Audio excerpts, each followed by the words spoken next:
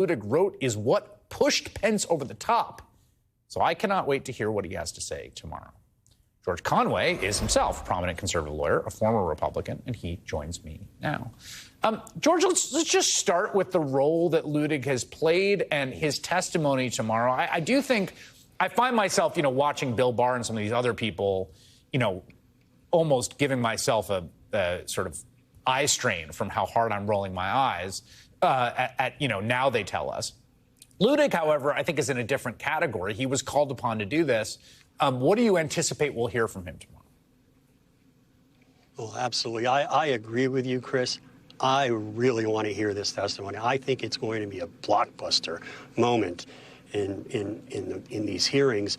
And the reason is that Mike Luttig was a conservative judicial icon. I mean, he was, leaving apart the people on the Supreme Court, he was the judge that really all young conservative lawyers really looked up to. They wanted a clerk for him. Most of his law clerks went on to clerk for the Supreme Court, as you mentioned, and most of those law clerks that went to the Supreme Court clerked for Justice Scalia and Justice Thomas.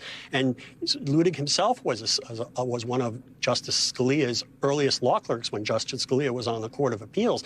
And if you took a poll, I mean, he was on the short list in the mid-2000s for the Supreme Court under the second Bush administration. And I think if you, frankly, and I've been a member of I know some people watching this will now turn off the TV, but I've been a member of the Third Federalist Society for 37 years. And if you poll members of the Federalist Society in 2005 about who they would have preferred on the Supreme Court, it was Mike Luttig. Yeah. And I think Luttig has very strong feelings.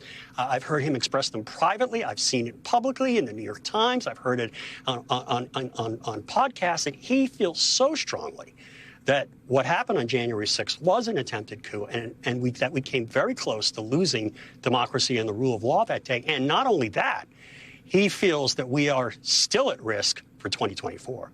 Yeah, and you're